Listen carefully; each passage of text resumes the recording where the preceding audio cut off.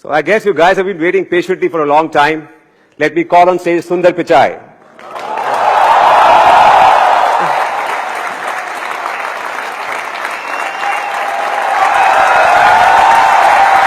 Welcome.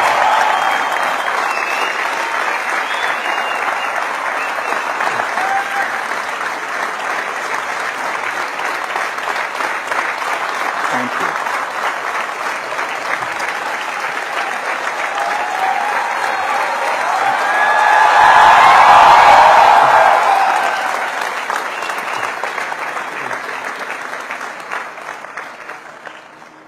So welcome Sundar to IIT Kharagpur. As you can see, you don't need much of an introduction here. You're a rock star on campus. We have over 3,500 students here in the amphitheater and outside. Hopefully they're not Waiting too for you warm. to hear It's from you. hot there. So tell us, I mean, how does it feel to be back at IIT Kharagpur after 23 years? I mean, it is, last time I left, I was making my way to the train station. I was pretty sad to be leaving college. It was an amazing 4 years. I haven't been back since then, so it's, it's extremely nostalgic. I had a chance to come and go back and see the hostel and the wing Beat Up West in Nehru Hall, where I stayed. And I can see there are a few Nehruites out there. It's been phenomenal to come back. Did you ever imagine that you would be here 23 years later, sitting in an amphitheater like this in front of 3,500 students? No, definitely not. I was, I think, as most people here know, getting into IIT is hard work. And so when I came to college, I was just looking to have a good time. It was a great 4 years. So I hadn't thought that further along. But it's definitely great to be back here. Okay. Well, we have a few pictures of yours from the time you were at Kharagpur. Can we play those pictures? Yeah.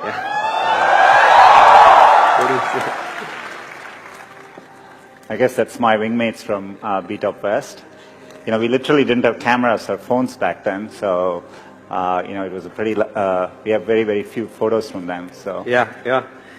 And the second photograph, please. Do you remember this?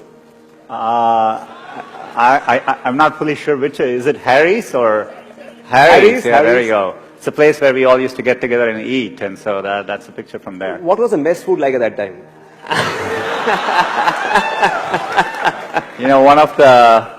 One of the favorite questions. When the mess staff was great, but when I used to join, people would ask us to guess whether it was sambar or dal. Is that still the case? So that was quite an experience, and but they were great folks, and I'm glad they fed us for 4 years. Yeah. Can we have the third picture, please? So, can you identify Sundar Pichai in this picture? Yeah. This is at this amphitheater. I was sitting here. That was probably 25 years ago. Yeah. You wanted to ask a question. I don't know what was happening at the time, so I think we were just having. Do you fun. remember the event? No, I don't. We're probably here for some performance, yeah. Yeah. So, you come across as this really humble, down-to-earth, nice guy. I'm sure you were a good student at Kharagpur. But I'm sure there was another side to you as well. Right? There is to every IITian. Did you ever bunk classes at IIT? The morning classes? Of course. I think it's the rite of passage of going through college. I had, I have to say I worked hard, but we did have our share of fun as well. Did you get ragged? It was pretty mellow. I definitely remember, when I started, hopefully it has gotten better by now. But we had a few things. I don't know whether you still have. At the time we used to have something called a CG change. I don't know whether you guys still do. It stands for center of gravity change. So you as a freshman, you lock your room and you go out and you come back, and the room doors aren't open, but everything inside your room has been rearranged. Wow. And they do it by putting sticks in and all your clothes. They rearrange even the furniture. So it's quite a shock when you open your room door and you walk back in to see your entire room has been rearranged. So we That had must have been crazy. I mean, yeah. As a freshman. Yeah, it was quite an experience. I don't think that was as bad as, maybe a couple of weeks into being here. I came from South, I came from Chennai. I'd learned Hindi in school, but I never spoke it much. Just listening to how people were speaking, I just thought you address people this way. So one day there was someone in the mess, and I had to call him. I called him Abe Saleh. That's how, in my first couple of weeks, I thought you call people that way. It'll quite, and next thing I know, the folks in the mess were quite upset, and I think they temporarily closed down the mess. Oh, wow. So I wasn't very popular for that day. So you were responsible for the mess shutting down at IIT? Just for a moment, just for a moment. You met Anjali at IIT Kharagpur? Yeah, Anjali is my wife.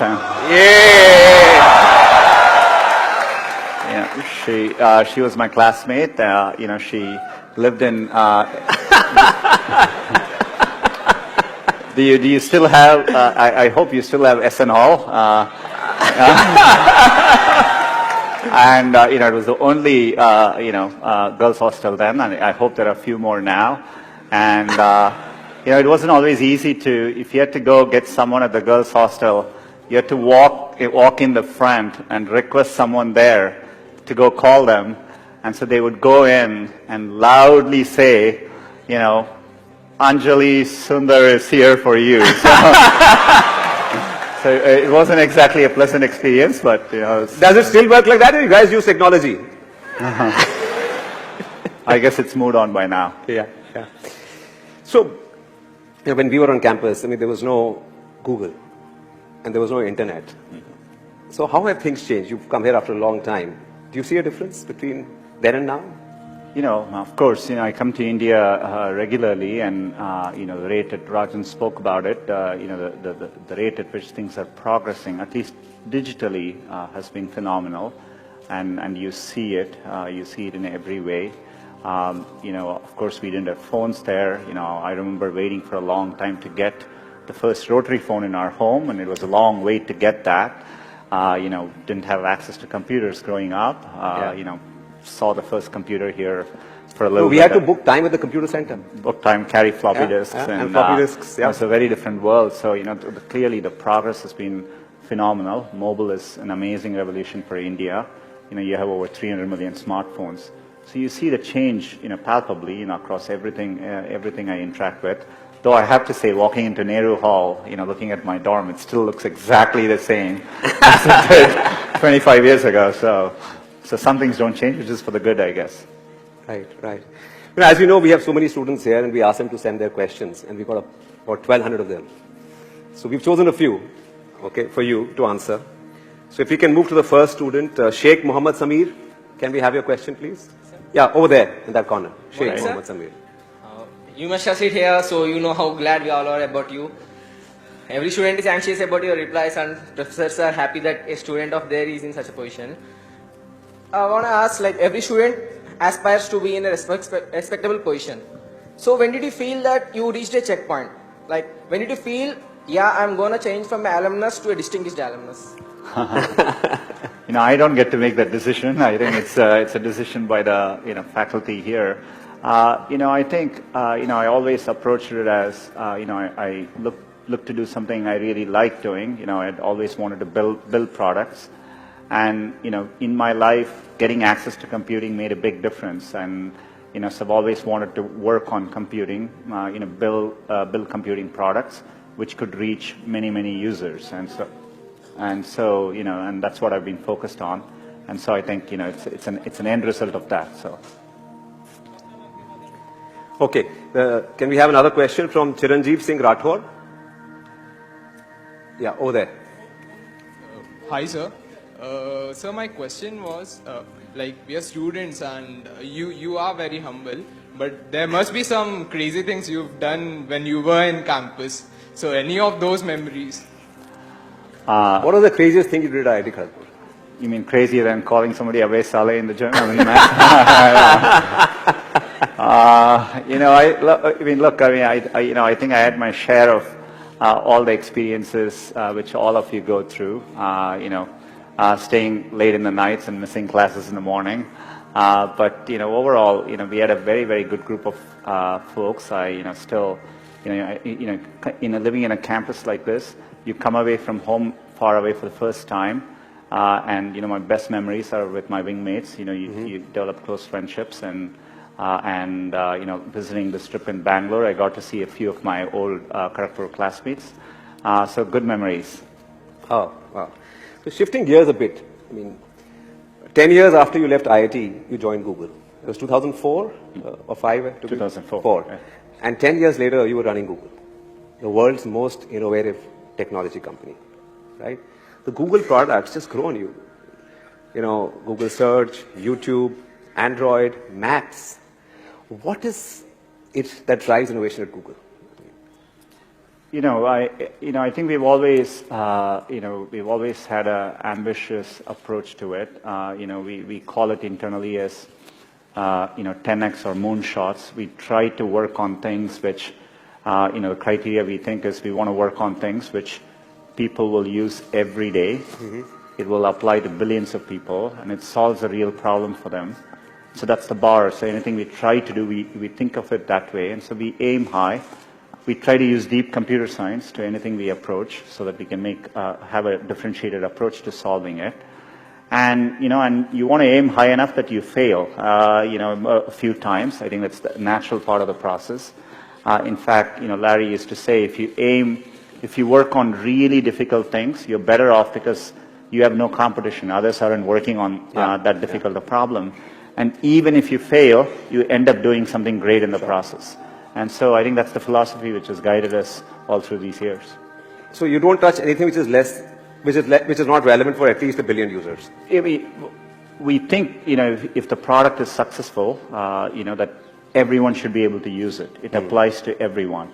And, Maps is a good example of it. If you think about it, understanding the world around you is a real human need. It applies to everyone. So we tend to focus on those kinds of problems, and that's what drives this.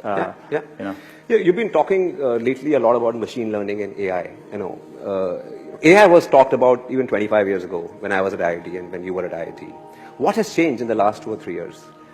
Why has AI become suddenly, and machine learning suddenly become the new buzzword? I think the biggest advances you're seeing is largely due to two things.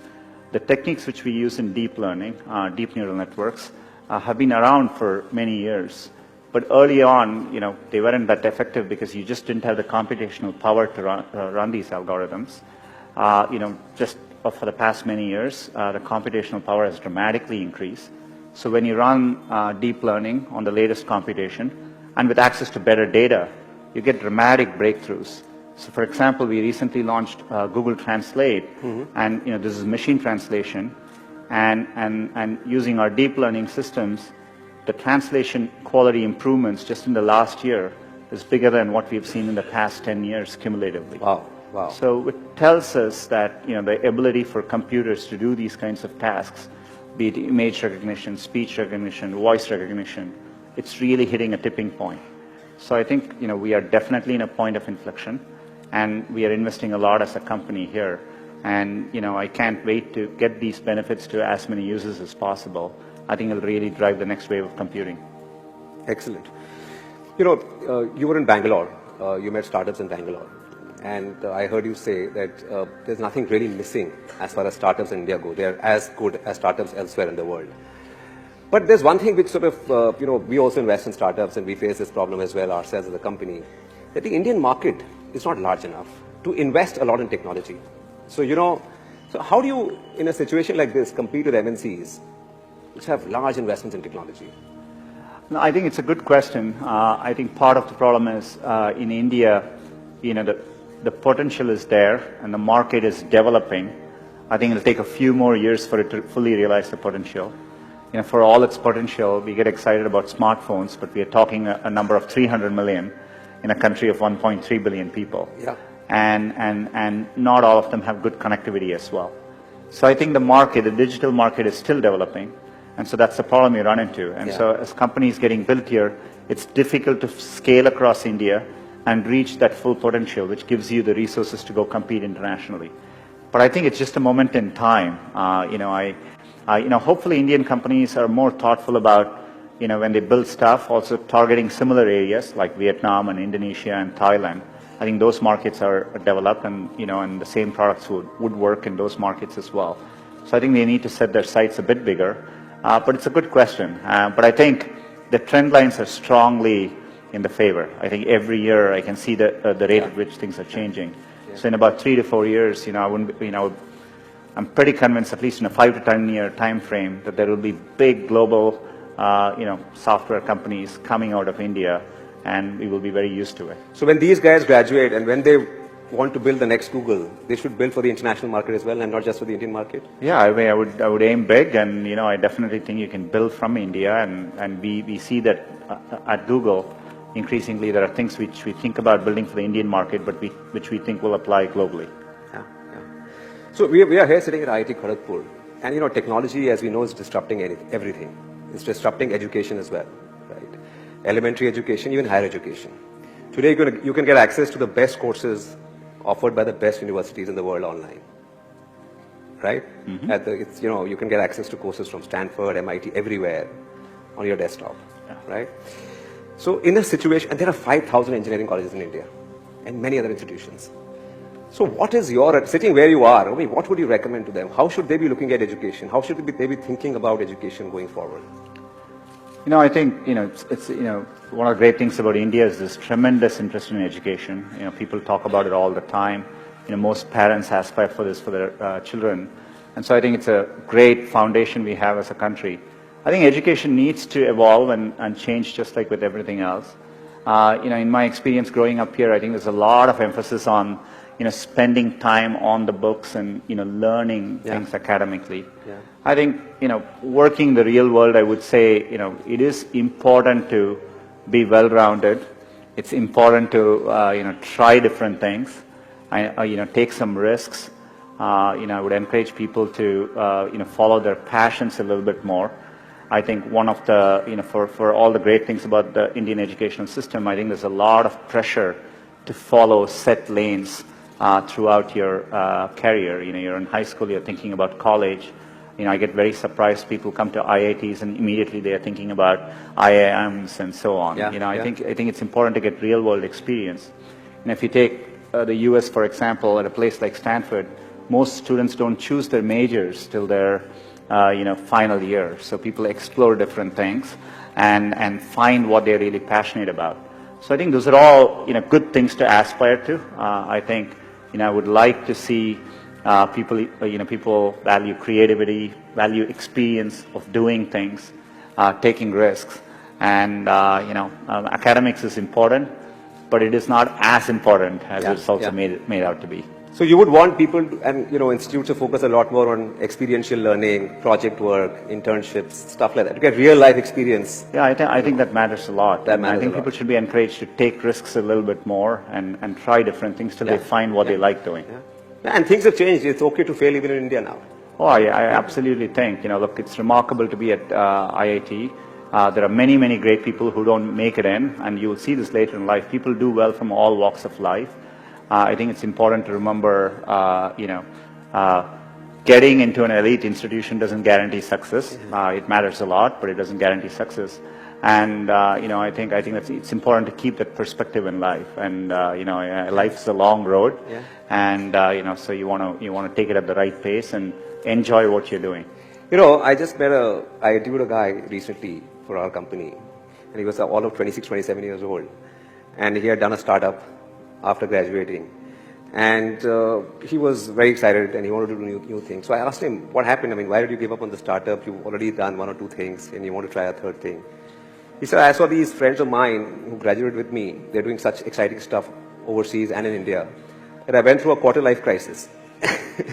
And so I want to do new things. There's so much happening outside. There's so much opportunity today that there is no end to what you can do. Yeah, I think it's great. I think there are definitely a lot more options. It doesn't need to be even in engineering. I think it's important to remember there are many, many different ways you can approach things. And what matters most is, loving what you're doing and trying to do well at it. So. Sure. So tell me, I'm sure there are lots of great technologists at Google, and you're a great technologist yourself. But what is Sundar Pichai like as a leader? I think... What is your leadership style? When you're trying to run something at the scale of Google, we have now over 60,000 people, and you rely on other strong leaders. I think a lot of what I do is, I have an outstanding leadership team. It's learning to let go and really empowering people, at all levels of the organization, and trusting them to doing the right thing. And as a leader, a lot of your job is to make those people successful. It's less about trying to be successful and more about making sure you have good people, and your work is to remove barriers, remove roadblocks for them, so that they can be successful in what they do. And so that's how I've always thought about it. I've also valued teamwork quite a bit. And I think it's really important to build organizations where people actually want to work together. Yeah. Everything comes out of that. So setting up collaborative cultures is another big thing I try to focus on. So it's not about one person, it's about the team. That's right. Yeah. And if your team succeeds, you also succeed with them. Absolutely. Yeah. Great. So let's get some questions from the students. Arundhati Banerjee. Google is having an impact all over the world. And as you mentioned, you use principles of computer science in most of your products. So we would like to know what is the next big thing going to be in R&D at Google? I think it's a good question. It'd probably be, I can't quite tell it exactly, but I would say, I spoke about machine learning and AI. We are making a big bet on that. Advances in machine learning, I think, will make a big difference in many fields. We recently published a paper on, using machine learning to help diagnose diabetic retinopathy. It's a condition which causes blindness, but if you can detect it earlier, you can completely cure it. Otherwise, it causes blindness. It's the fastest growing cause of blindness in the world. Today you need advanced ophthalmologists to detect these conditions, but using machine learning, we can detect it pretty accurately so that a regular doctor can detect these conditions. I'm saying this is an early example of the kind of changes that will happen when you apply machine learning to all kinds of fields. Google alone won't do this, but to me, the thing I'm most excited about is bringing advances from machine learning and AI to as many people in as many fields as possible. Yeah. Can we take one more question from Nishchal Kuterekar? Hi, Sundar. Okay, here he is. Hey. Right. My question is, how much power you have as a CEO of Google? Can you change the Google Doodle to IIT KGP building for a day?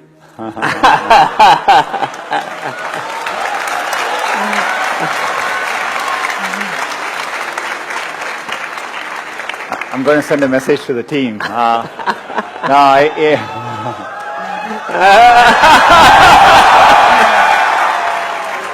Before you get too excited, the good news is Google is set up in a way, I think even if I send that email, they wouldn't do it, and here's the reason why.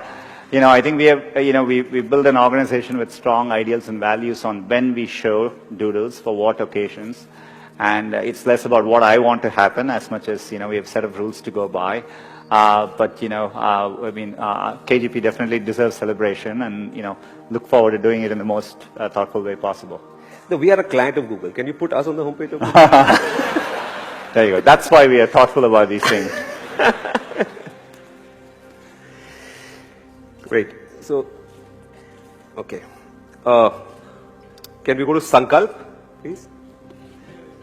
Oh, Sankalp is there right behind us. Yeah. Hello, sir. Hello. What is the role of Google in the digitization of India? I think, it's very much with our, core to our mission statement. As I said earlier, we really try hard to build products that work for everyone in the world. Search works that way, and so, when we look at India, the main areas where we have really focused on is a few things. To really make a difference in India, you need to get Google working in as many languages as possible. English is only spoken by a small segment of the overall population. So just getting Google to work in other languages is a big focus. We've made progress today in Android with search. We support many languages, but we want to do all that better so that it works even in rural situations with the right dialects and so on. The second is improving, getting access for people. So, I would love to see cheaper smartphones, entry-level smartphones. I think to really, we need to bring the prices down even more, maybe at a $30 US level for India for entry-level smartphones. And connectivity is extraordinarily important. This is why, we've been working on the Wi-Fi project. We have connected 100 railway stations. I heard the Kharagpur railway station has Wi-Fi.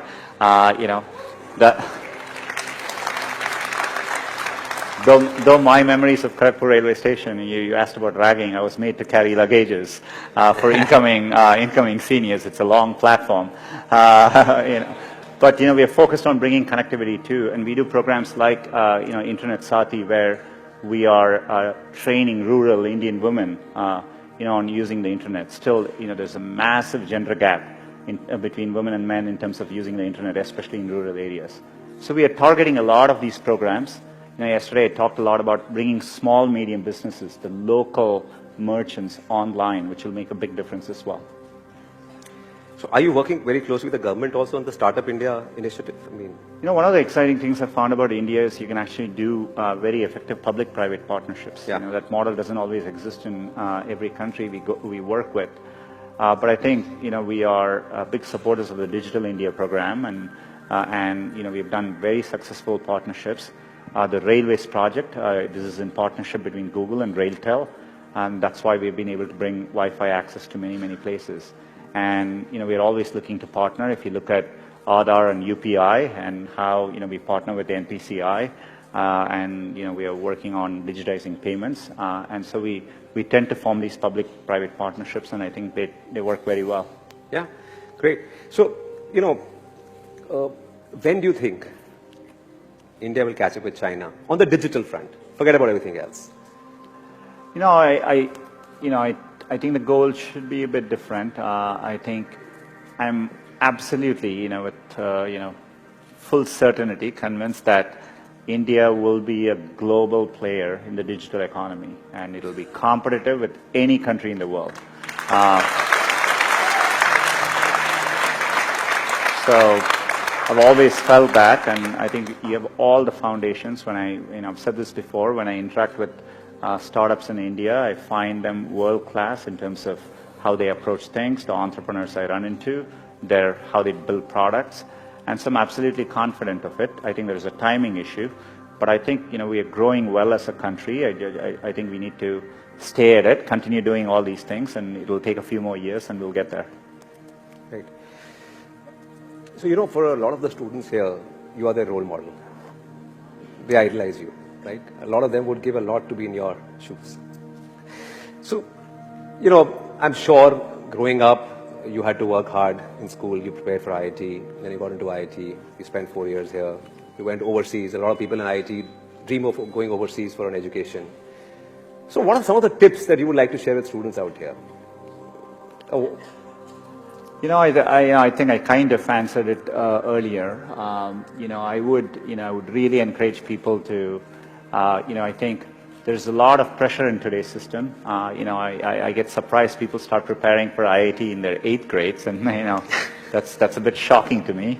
I hope as people are approaching things, they are really taking the time to doing things, in a deeper way, understanding things deeper, learning by doing things, and I think it's important to remember it's a long road. Setbacks actually don't matter. I think a lot of times when I was younger, people would say, this person didn't get into this college or something, and that's the end of the road. I mean, life is so different from that. And so I think it's important to, keep your hopes, keep your dreams, and try to follow them. And, I think most of how life plays out is up to you, not up to what happens outside of you. And I think it's important to keep that in mind and take the long-term view.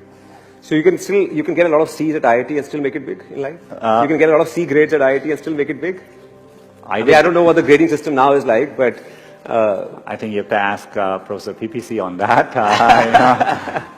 But for what it's worth, I do think I've gotten a C at IIT. So, And it's okay if you're not in IIT also. You can still make it big. Absolutely. I think there are several successful people at Google who have come from all over the world, including in India, from other institutions as well. I think there are world-class institutions outside too. Definitely IITs are the premier. I mean, they are respected not just in India, but globally. But I think there are many paths to success for sure. Yeah, so, the done thing when we were sort of at IIT, and if you wanted to pursue a career in high tech, you went abroad. Because there weren't too many options in India. There weren't too many things you could do in India. Do you think that has changed? Oh, absolutely. I spend every year I travel to Bangalore and Delhi and I meet startups. There are many entrepreneurs who have just, gone to schools in India and decided to start up companies right here, and they're doing very well. And even at Google, we are able to recruit, some of the best and talented people straight into Google in India. And so I think things have definitely changed. Especially if you take a look at for me, when I look at how much things have changed, things change a lot in a 20-year time frame, right? Yeah. When I left for the US, that was the first time I actually got on a plane, right? So going to the US was the first time I got on a plane.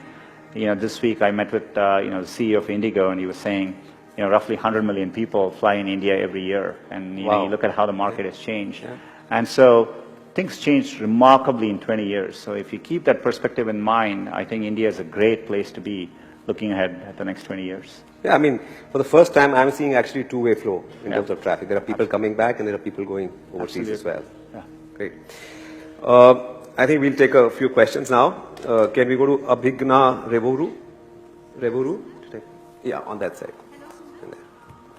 My question is, like Mr. Hitesh said, you are in a position many of us aspire to be in. So, say 10-15 years ago, where did you think you would be here today? And 10 years from now, where do you see yourself in the future?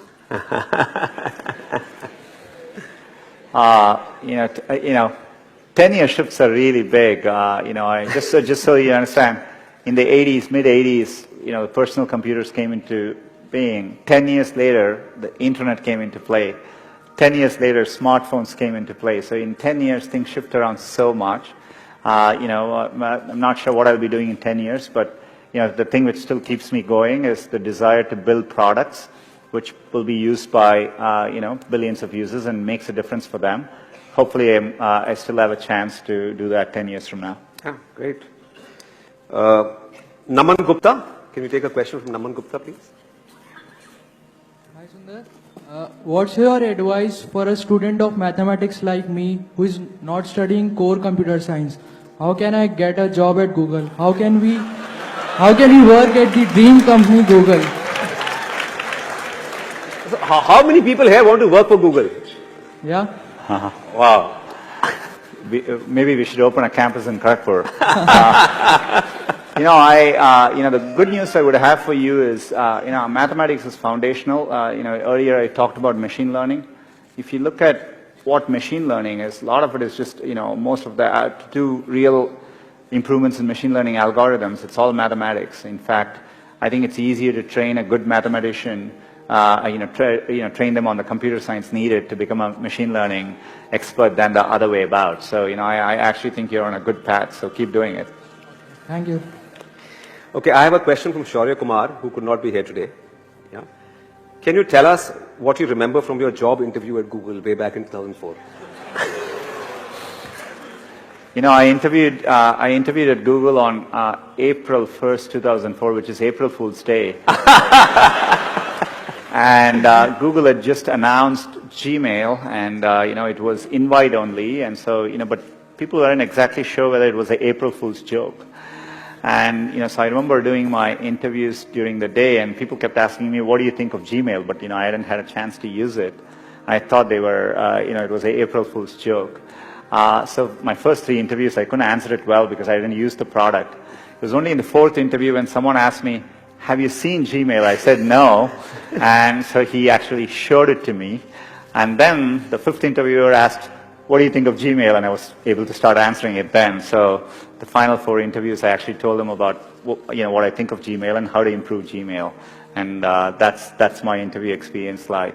Somebody in the middle also took me to have ice cream in the middle, which showed me Google was a very, very different place as well.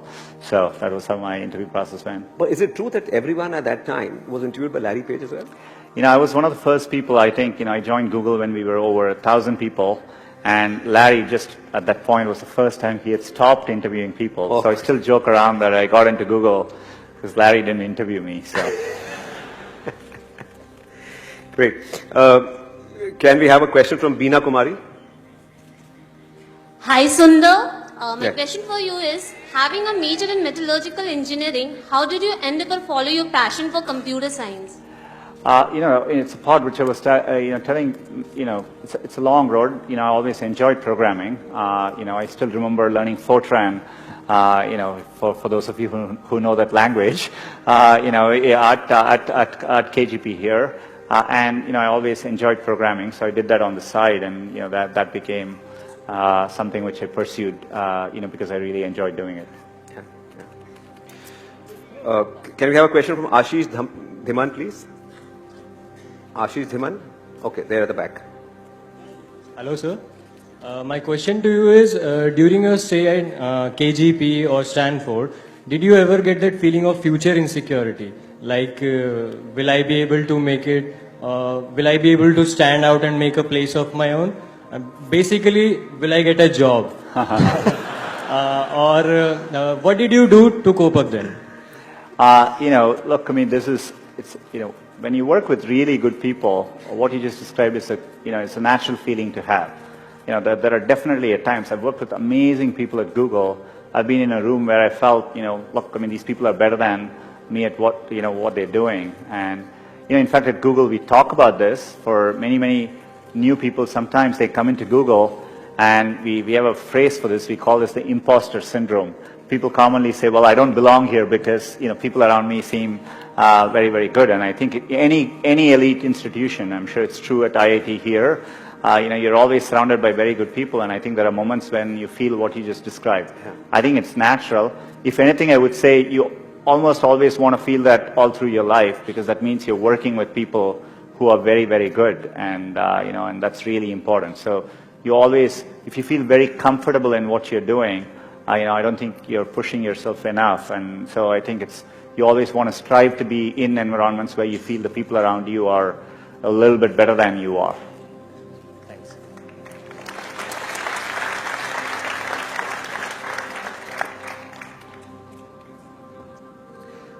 Is Somama Paul here? Yeah, okay. Hello, sir. Sir, my question was, being a first-year student, this question has always troubled me, that how can we make the most of the 4 or 5 years we spend in the campus, because there are so many activities and avenues we can actually engage ourselves in. Hopefully, I remember having a lot of free time, at least when I was at IIT. I guess things have changed. I wouldn't overthink it. The way I would answer these things is, I would do what feels something like you like spending time on, and I would use that as a yardstick and not feel the pressure to do what others are telling you to do, right? And so I think at least my solution, the way I dealt with these things, was try and feel what I really enjoy doing and pursue that. So hopefully that's the way to do it. The IITs are great at imparting technical skills to students. But when you go outside, you need some soft skills as well. So, and I remember during my time at IIT, we had to do a few courses in humanities as well to graduate. Yeah. But they were sort of looked down upon in some sense. Like, this is not the hardcore macho stuff. So what is your feeling? What do you think? Should students be developing themselves holistically? Should they be spending time on stuff outside the core technical stuff to get a wider perspective? I think so. I think it's good. I regret not having done it more when I was here. But, when you look at the cultural festivals which happen at IIT, so, I'm not sure whether you still do the Diya festival during Diwali, and, and so things like that are great to get involved in. Yeah. I think anything like that, doing more things and just getting a more well-rounded experience, I think actually makes a real difference. And to your point around even courses in humanities, writing is an important skill in life. Spending time learning how to write better, all those things end up mattering. Great. We'll now move on to what is called a rapid fire round. Have you seen Coffee with Karan ever? Here and there on YouTube. Okay. Well, we won't put you in we'll put you in the hot seat, but we want to ask you very tough questions. Okay, great. Thank you. Okay, but in the interest of time, many of these questions are from students, but I'll sort of take them. So the first one is from Vishal Sharma. How do you spend your free time? Free time. Do you have free time? Definitely. I have young kids, so I try to spend it with them. I love watching cricket and soccer. If I get a chance, I do that too. So I try to stay in touch with friends and family. How old are the kids? 13 and 9. 13 and 9. Yeah. Okay, this one is a tricky one from Amol Sakhle. What was your GPA at IIT?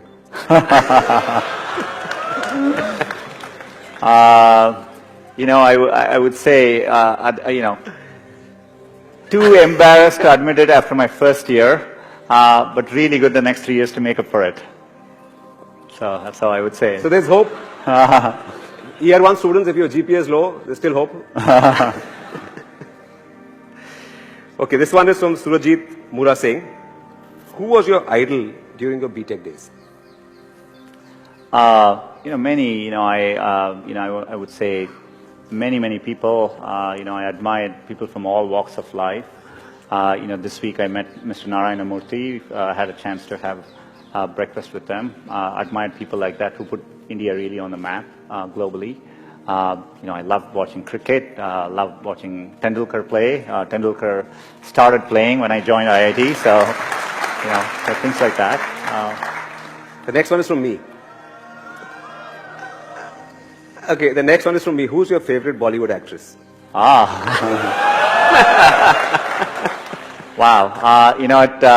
At Google, I had a chance to host and interview Deepika Padukone and Shah Rukh Khan. And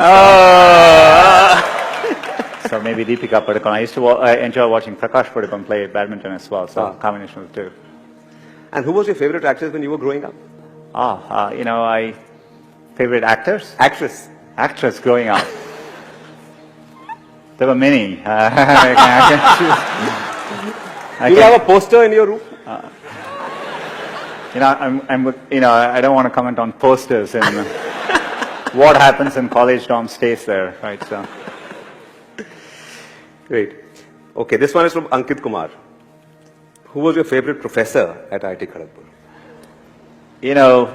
There were quite a few. I think, Professor Roy from my department, Professor Indranil Manna, who is now at IIT Kanpur. They were two of my favorite professors. So. Yeah, great. This one is from Gaurav Malik. Do you still get calls from your college friends? I do. Today it's much easier to stay in touch through many different ways, but, I definitely, as I said, a few of us met up in Bangalore, and so it was good to meet with a few friends from KGP in Bangalore. So I still. Do you have a group which you are on with all these friends? Yeah. I mean, we follow them on Facebook, WhatsApp, everything, just like everyone else does. Yeah, great. And this one is from Fahad Shaheen. How can I replace you at Google?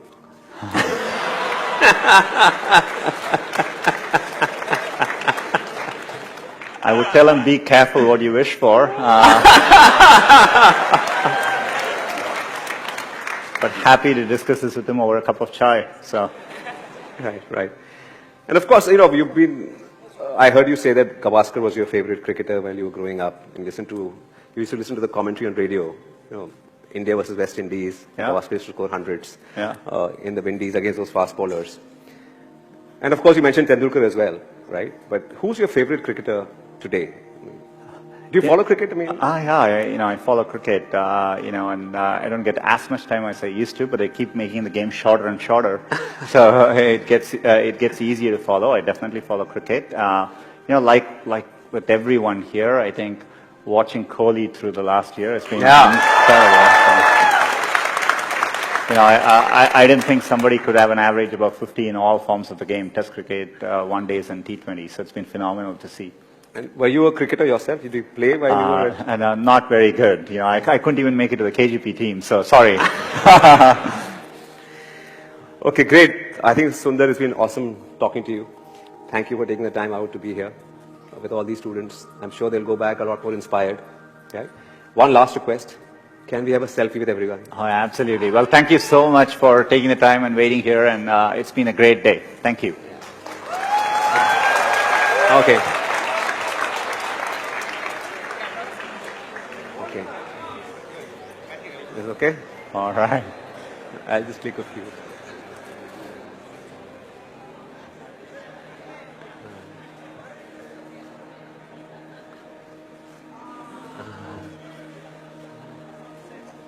All right. Thank you so much. Thank you. Yeah, thank you. Oh, one with these guys as well.